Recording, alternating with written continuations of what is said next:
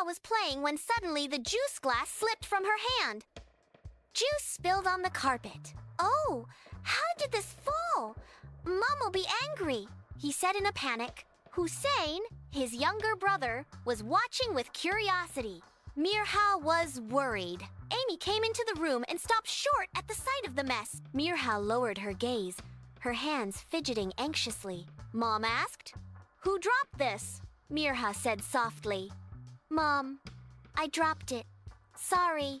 Mother looked at Mirha, then smiled and hugged her, said lovingly, "Son, everyone makes mistakes, but truthful children are the best." Mirha received love instead of scolding. The burden lifted from his heart. At that moment, Dad also arrived and picked up Hussein. Father said proudly, "Mirha, we are proud of you." Mirha said with a smile, "Father, I will always tell the truth."